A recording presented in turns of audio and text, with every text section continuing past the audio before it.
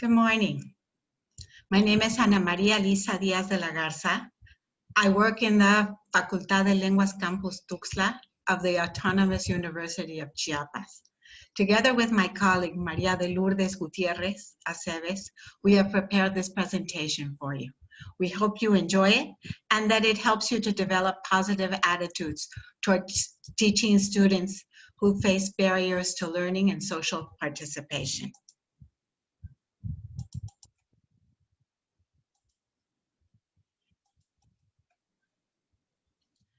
So the title is Didactic Resource Design in Tesol for Blind Learners. We were teaching classes, free English classes for blind learners in our community. I'd like to begin with this famous quote from one of the most famous blind people. The best and most beautiful things in the world cannot be seen or even touched. They must be felt with the heart. This is by Helen Keller, American author, political activist, and lecturer, who lived between 1880 and 1968. She was the first deaf-blind person to earn a Bachelor of Arts degree in the United States. So, this presentation highlights the importance of professional development and the formation of positive attitudes towards teaching students with special support needs. Our agenda for this morning is first an introduction. I'll tell you a little bit about the project materials design in teaching English to speakers of other languages for visually impaired learners, and then we will see conclusions and implications for the future. In Mexico, there are a great number of teachers who are not prepared to meet the needs of students with disabilities, and they face a great number of challenges as they seek to do the best for their learners, often in difficult circumstances, such as the case of resource-poor environments. In other countries around the world, there is a great deal of technology which makes teaching English for blind students a little bit less challenging. 6% of the Mexican population is disabled, according to the INEGI 2014. But despite Mexico's commitment to ensure inclusive education for all, we know that a great number of learners are marginalized and experience barriers to learning, according to Florian and Walton, 2017. These include dealing with the lack of adequate resources and specialized teacher preparation. Worldwide, according to the World Health Organization, there are about 1.3 billion visually impaired people in the world. In Mexico, officially, there are 2,237,000 visually impaired people, although I believe that number is underreported because of the stigma associated with being blind. Of these, 415,800 are blind, according to statistics from 2017. So what are the barriers people who have difficulty seeing face? There are social, cultural, policy, and accessibility barriers. For the social and cultural barriers, there are economic barriers. It's very expensive. All resources for blind students are very, very expensive. There's a great deal of discrimination and a great deal of ignorance. People think that because you're blind, you cannot do anything. This is false. If given the appropriate support, you will be able to do everything. There are no limits. Policy, class size, assessment, and budget. Very little money is allocated towards programs for blind students. Assessment has to be alternative unless the teacher is willing to learn Braille. And accessibility, there is little infrastructure. It depends on where you live. There are some cities in Mexico where there are more resources. There are special schools for blind children, such as the case of Puebla, Guadalajara, and Mexico City. However, in the rest of the country, it's not common to see special schools for students that are blind. There are limited support staff, limited materials, and limited technology in our country to address these barriers. So since in Mexico, we realized that there's a lack of specialized didactic resources for teaching visually impaired learners, we decided to open this project. This project has been around since 2018. We've been teaching visually impaired learners in Chiapas since fall of 2018. According to Conchita Hernandez, 60% of Mexican blind people have no access to specialized services at all, none whatsoever. Here are some posters from the different courses we have offered. As I said, we began in 2018. We have given 5 courses up to this moment. Unfortunately, because of COVID, in 2020, we began our course, but in March, as all schools, we had to close. So we cannot continue, and we have been developing didactic resources until we can go back to the Braille Center. Now, what is Braille? Braille is a series of dots. It's a cell that has 6 points on it. Depending on where the points are, you will be able to write different letters of the alphabet, which allows you to read with your fingers. For students who are visually impaired, the other senses can provide us with lots of information that will make up for the lack of vision. And they will give us information that will help us to move forward and to reach our potential. Research questions for this study were: what barriers exist for teaching learners who are visually impaired in Chiapas? What didactic resources are most useful for Tesol for students who are visually impaired? Reasons for conducting the project were, I realized that there was a lack of services for visually impaired people in our community. Together with Dr. Lulu, we decided to open different strategies to prepare pre-service teachers to address the needs of all students, not only students who have no barriers. This includes students with disabilities.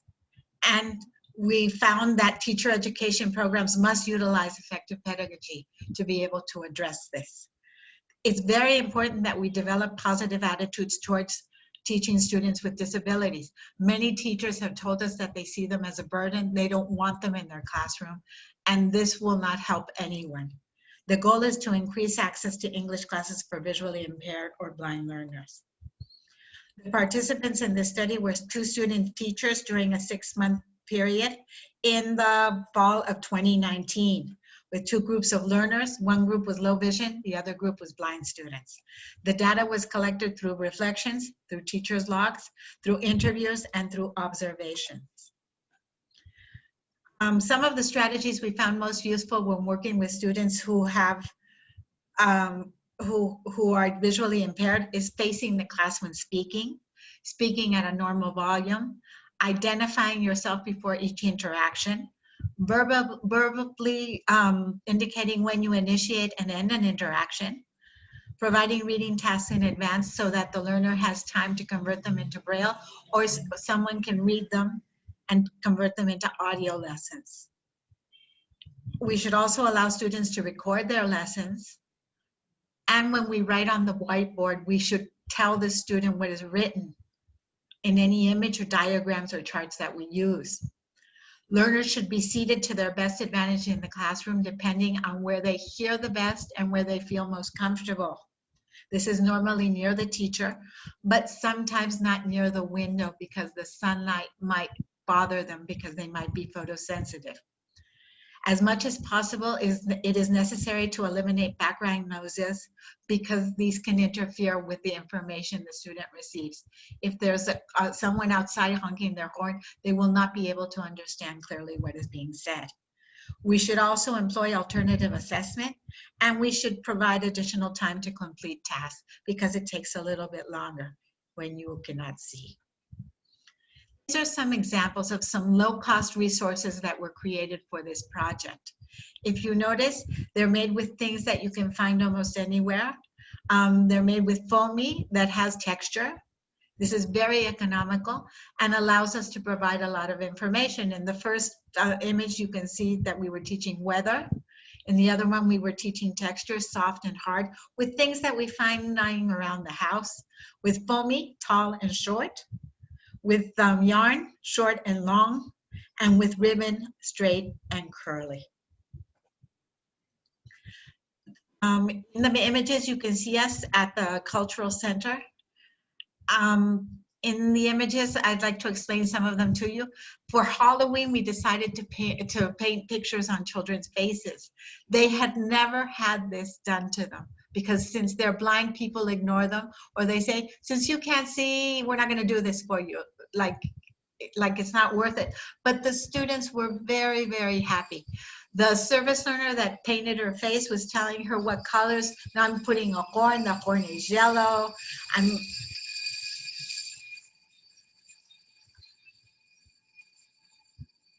I'm painting the face of the unicorn white and everything. And those that were low vision would look at it and they were very happy. They did not want to wash their face for a week after this activity. Another sample of a didactic resources, which is easy to make, is flashcards, such as the one where you see the heart, the triangle, and the geometric figures. These are very attractive if you notice. They're made with yarn, just on old boxes of cereal that we recycled. But the service learner was very interested. This was a research project for her thesis. She was very interested in making the materials as attractive as possible because the students that were low vision could tell the difference. Something was made with with a great deal of care and love. In the case of the parts of the face and the parts of the body, if you notice, everything is with a Braille label. And it was also in ink so that the families could see what the students were doing. All of these were created at very low cost with the use of a stylus and implements for writing Braille. These are the flavors. Everything is in 3D. Everything has either foamy or silicone or ribbon or yarn. But everything had to have a texture so that the student could obtain information in addition to a Braille label. Teach them the target vocabulary. Here's a picture of a student doing some matching exercise. And with her fingers, she's reading the Braille so that she can put things in their correct place. In the other picture, they're learning how to tell time. They had never learned how to tell time with that type of clock. They were used to digital clocks. These are the emotions, and these are the animals. They had to match the word in English to the word in Spanish, and with a piece of yarn, it made it much easier. Everything has a label in Braille. Poems, family trees, face, all of these are possible just with a bit of creativity and finding the correct materials so that the students would be able to tell the difference. The greetings, good morning, good afternoon, good evening. These were the animals. Everything is made out of foamy. This is a picture of the service learners working with the students. Here they made a Scrabble in Braille, and the students had to write vocabulary words with the letters. It's very important that the student feel that they are important. So this was a great opportunity for the students to feel that all of the resources had been created specifically for their needs, and which rarely happens in real life in schools. Teachers are overworked and underpaid and overburdened, so they have little time to create didactic resources.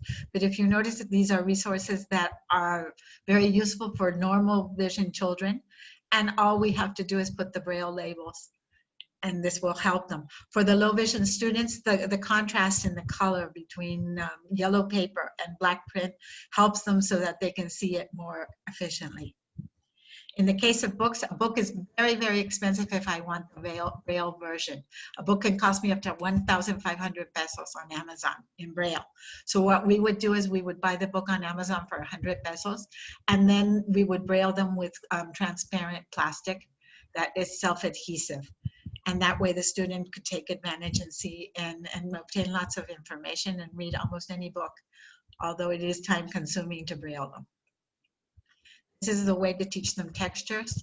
Everything was made with old cereal boxes and with pieces of foamy, or with even we would go to material stores and we would buy different textures, burlap, fur, different things so that the student could get the information. In addition, student teachers also worked with pre-service teachers in our school study program to give them workshops on how they could work with blind learners and how they could create things. And they would cover their eyes so that they could be in the same situation as a blind student, and they could get a little bit more empathetic about their situation. This is the closing ceremony, which was very, very nice, and everyone was very happy during the classes. We were the winners in 2018 of the Carlos Maciel Award for the best social service project in all of our university. And we won the national prize for social service in 2019 for the entire country in the individual category. We were very happy. This is the service learner that won that award. So it's been very, very fulfilling. It's been very lovely to get to meet all of these lovely people. So what are some of the barriers that we encountered? Some people, particularly the parents, are embarrassed by their child's disability, and they may try to hide it or not access the services that they need, as they do not want to draw attention to their child. This has to change. They have to get their child the services that they require. There's also a great lack of awareness among teachers and school staff about different disabilities and what strategies are more appropriate to apply in the classroom to include all students and to help the student to obtain the information necessary for them to develop their knowledge, awareness, and skills. There's also a great deal of discrimination. We found it, we interviewed our students, and they told us some children will not play with them. Some teachers refuse to have them in their classroom because they see them as a burden and extra work. There's a great lack of resources. Most people have no clue of how to prepare resources. As you saw, it's not that difficult. It's just a question of being very creative, of outlining things with silicone or with inflatable paints. And there's a lack of information and education. This has to change. So what are our conclusions and implications for the future? 60% of all Mexicans have no access to special services for the blind. This lack of resources, especially in disadvantaged contexts, implies that teachers have to develop coping strategies to deal with the challenges they face. Specifically, they have to adapt resources to help their students to obtain the information. Currently, teacher education programs in Mexico operate on a one-size-fits-all approach, which does not take into consideration the differences between students. We have to acknowledge that students are different, and when we are preparing student teachers, we have to find opportunities so that they have practice. They have practicals where they work with all types of learners, with deaf students, with blind students, so that they can learn about how lovely these students are, and that it's not that difficult to adapt the resources and to help these children achieve their full potential. As we know, we need to accommodate learners' needs because every child is different with different needs. When in doubt, you should ask the child or their family how to accommodate them, or other teachers that have worked with them. This will help us a lot. We have to open the dialogue to talk about the situation. As we develop and reflect on our practices, our pedagogies will improve, and we will be more effective at providing learners who face barriers to learning and social participation with the support that they require. Adapting resources is not difficult. More than anything, it's a question of creativity. Hopefully, this presentation helped to enlighten and enable you to reflect upon how to provide support for learners who struggle in traditional educational settings, and thus empower and enrich your teacher learning. It's been our pleasure to talk to you this morning. Are there any doubts or comments or questions? There will be a session to answer these. Remember, there are no limits. Thank you. These are our references.